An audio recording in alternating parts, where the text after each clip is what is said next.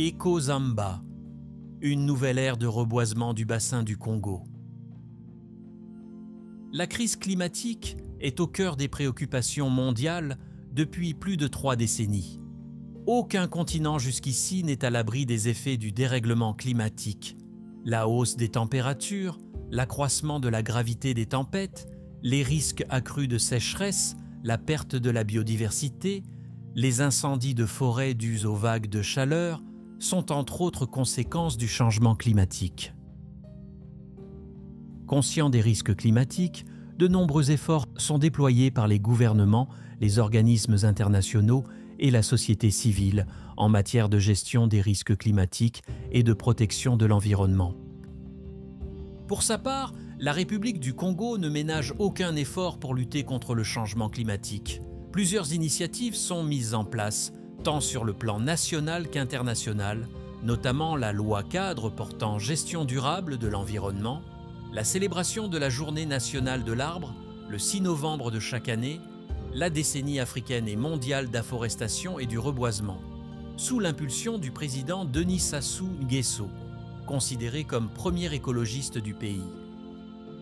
Pour s'arrimer à la vision écologique du chef de l'État, la SNPC, Société nationale des pétroles du Congo, dirigée par Megxant Raoul Ominga, a lancé en 2023 le projet Eco-Zamba, un projet qui consiste à créer une plantation forestière et agroforestière en 10 ans, sur 50 000 hectares dans les plateaux Batéké, en République du Congo. Ce projet d'afforestation qui vise à produire le crédit carbone et générer des emplois directs et indirects contribue non seulement à la protection de l'environnement, mais aussi à l'épanouissement social et professionnel des communautés locales.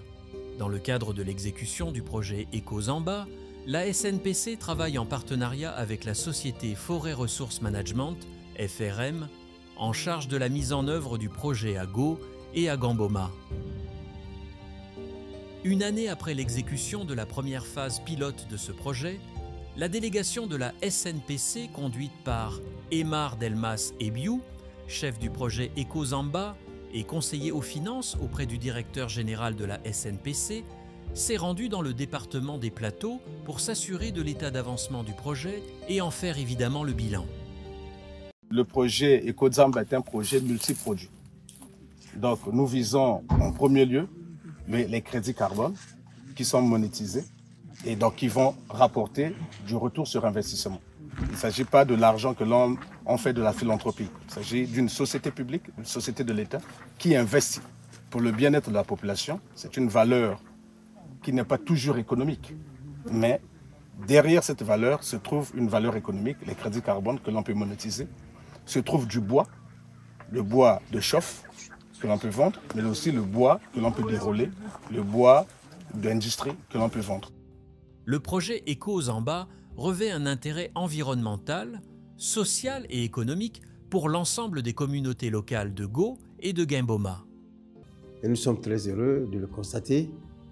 Eco-Zamba est venu pour nous aider et surtout pour accompagner l'idée du chef de l'État qui veut que ce pays soit au moins couvert de forêts pour que l'on puisse bien respirer et surtout contre la désertification. Eco-Zamba a déjà commencé à travailler et nous avons vu comment il a commencé à travailler. Ils sont déjà bien partis et nous le constatons avec beaucoup de progrès. Ce projet aujourd'hui permet à nos communautés, en tout cas, de trouver de l'emploi. Les jeunes gens ont trouvé de l'emploi. Il y a aussi que les autochtones, qui ne pouvaient pas, en tout cas, avoir du travail aujourd'hui, ont pu trouver des emplois. Les salaires leur sont versés et avec ces salaires, en tout cas, les jeunes gens arrivent à se prendre en charge et à prendre en charge leur famille. Et aujourd'hui, le taux de criminalité dans nos villes a terriblement baissé. Et même au niveau de l'économie de la communauté urbaine, au niveau des marchés, les choses marchent puisqu'il y a l'argent qui circule. Voyez-vous, les produits agricoles sont achetés Alors c'est une aubaine pour notre communauté, pour nos communautés d'ailleurs, et nous pensons que ce projet arrive à point. Et vous voyez, les jeunes que vous voyez derrière moi, qui sont en train de travailler, vraiment, ça a généré du travail, ces jeunes-là, parce que c'est tout ce qu'ils cherchent. Dans les zones savanicoles de Gao et de Guimboma, près de 4 millions de plants d'arbres de diverses essences ont été plantés sur une étendue de 4000 hectares. Nous avons des acacias. D'ailleurs, nous avons deux types d'acacias. Un dit Mangium, l'autre Auriculiformis. L'auriculiformis est très connu sur les plateaux batékés pour être utilisé à des objectifs de biomasse, de bioénergie pour la production de bois, de charbon de bois. Et celui de Mangium, beaucoup plus, a un objectif de production de bois pour le sciage et le déroulage. L'eucalyptus, ici au Congo, nous avons une chance exceptionnelle, c'est que depuis un demi-siècle, on travaille sur cette essence-là. Ce qu'il nous faut, c'est des essences, des plantes qui poussent rapidement, le plus rapidement possible, qui enrichissent le sol, puisqu'on a besoin d'avoir des plantations qui auront une vision sur le très long terme, puisque l'état forestier nouveau que l'on crée sur ces surfaces de savane est définitif. Pour ces premiers sites agroforestiers, on a choisi 5 villages autour des premiers chantiers du projet Ekozamba pour faire des sites de démonstration et faire en sorte qu'on va déjà réussir avec un petit groupe d'agriculteurs à montrer que ces itinéraires techniques y fonctionnent, ce qui nous permettra ensuite de diffuser ça à partir de résultats déjà concrets qui auront été montrés. Encore au niveau de l'agroforesterie, à part entière, on est en train actuellement de finir de pouvoir implanter les sites, donc avec des groupes, des comités villageois qui se sont portés candidats, qui ont aussi fait l'objet d'une sélection pour pouvoir gérer ces parcelles. Si on parle d'agroforesterie, c'est-à-dire d'associer les plantations d'arbres aux cultures habituelles, cultures vivrières principalement, ou cultures de rente qui sont pratiquées par les agriculteurs de la zone. Donc c'est un programme d'accompagnement pour améliorer les itinéraires agricoles, les itinéraires techniques agricoles locaux, améliorer simplement, essayer d'améliorer, d'aider les gens à améliorer les productions, les rendements avec une agriculture améliorée, et donc qui va systématiquement favoriser l'intégration des arbres dans ces systèmes. Une parcelle comme celle-ci, où on voit que la végétation n'a pas une reprise trop intense, certainement on se limitera un petit peu à de l'entretien manuel ou à un peu de passage d'entretien mécanisé, mais sur des sites comme celui-ci, par rapport à la qualité du sol, ces sols qui sont très sableux et sur lesquels il faut quand même laisser mobiliser les ressources un peu en matière organique pour nos plants, on ne va pas forcément faire un entretien mécanisé qui va passer dans tous les interlignes de plants. Certainement, on va passer sur un entreligne sur 2 grand maximum, simplement pour ne pas faire en sorte de mettre l'intégralité du sol à nu, parce que ça, ce serait un facteur qui, au contraire, pourrait défavoriser nos plantations par rapport à la saison sèche, le fait que le sol soit vraiment une grosse diminution en humidité, alors que nous, on cherche quand même à conserver la plus grande humidité possible, surtout pendant ces saisons sèches, en attente du retour de la saison des pluies.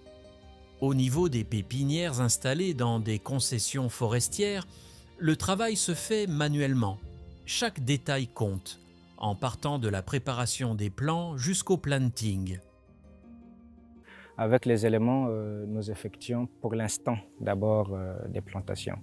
Donc, on procède par détrouaison et ensuite on installe les plants que nous appelons la dernière étape, qui est l'étape proprement dite de la plantation elle-même.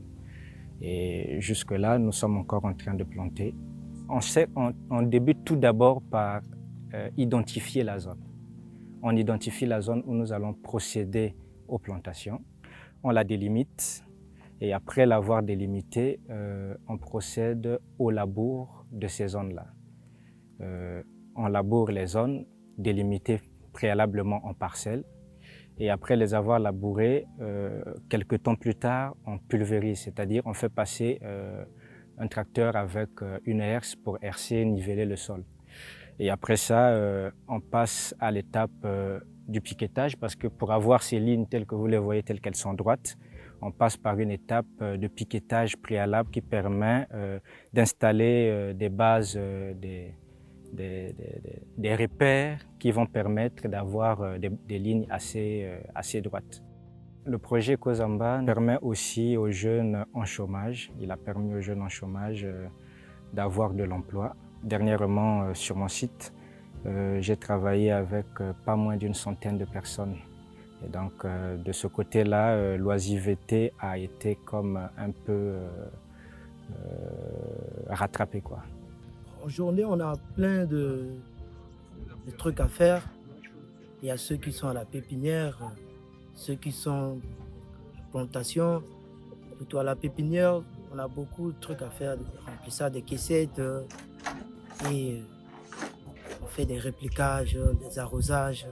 Ces communautés locales qui arrivent à subvenir à leurs besoins grâce au projet Ekozamba énumèrent quelques difficultés liées à l'exercice de leurs tâches au quotidien, notamment le mauvais état des routes. Vous avez vu quand vous venez, c'est la route. La route nous pose problème. Et en plus, le problème d'eau, comme la route est mauvaise, l'eau, c'est un problème pour nous. Parce qu'à chaque semaine, il faut qu'on nous ravitaille. D'autres difficultés, c'est l'enherbement que vous voyez. Nous sommes dans une zone très fertile. Donc l'herbe pousse.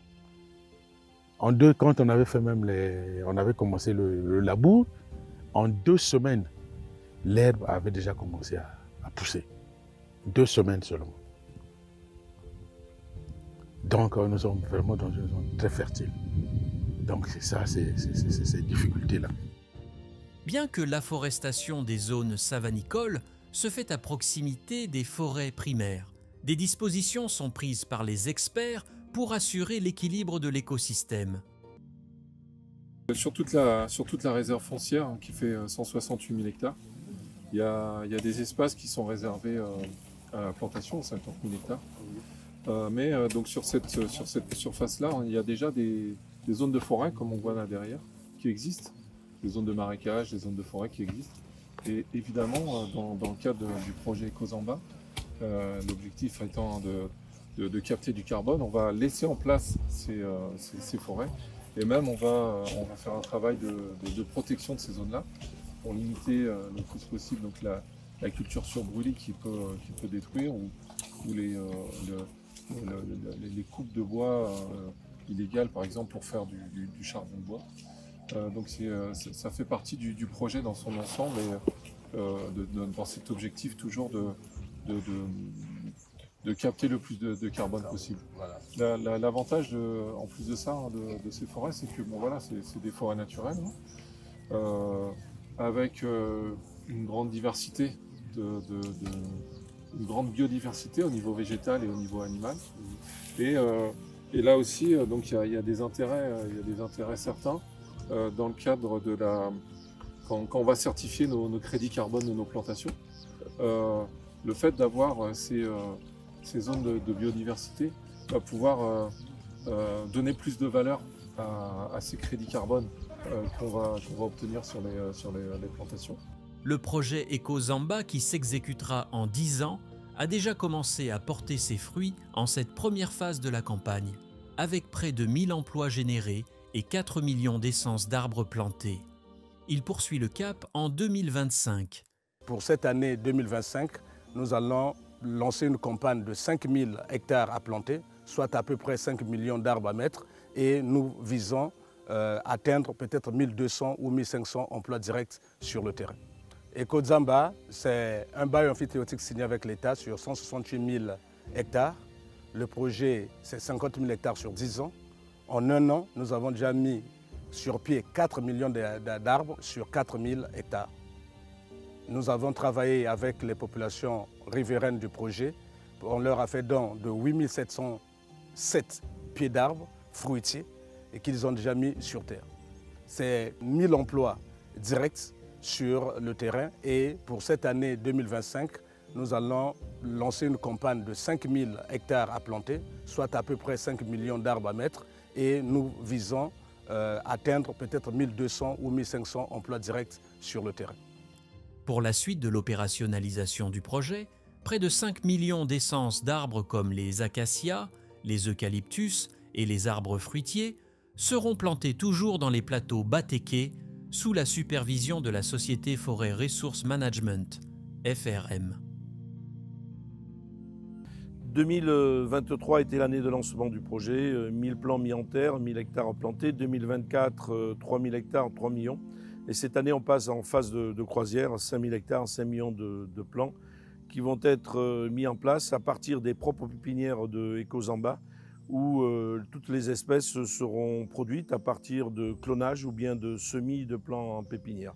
Près de 10 espèces d'arbres vont être réunies pour réaliser ce fantastique projet de séquestration du carbone à partir de 50 millions de plants qui seront mis en terre sur une période de 10 années. Donc un programme de 5 millions d'arbres qui sera mis en terre chaque année. Alors en ce qui concerne les espèces utilisées, eh bien, on a 7 clones d'eucalyptus qui ont été produits à partir de 3 espèces très différentes d'eucalyptus, le grandis, le Rofila et l'alba. Mais c'est aussi les acacias qui sont très largement domestiqués et utilisés dans le bassin du Congo, les acacias mangium, les acacias auriculiformis. Et parmi les espèces d'arbres fruitiers, eh bien, nous aurons le safoutier, le manguier, l'avocatier et bien d'autres encore arbres fruitiers bien connus ici sur les plateaux batékés. La Société nationale des pétroles du Congo, SNPC, a mis la conservation des forêts parmi les priorités de son programme Performance 2025 dans le but d'assurer un avenir résilient en République du Congo.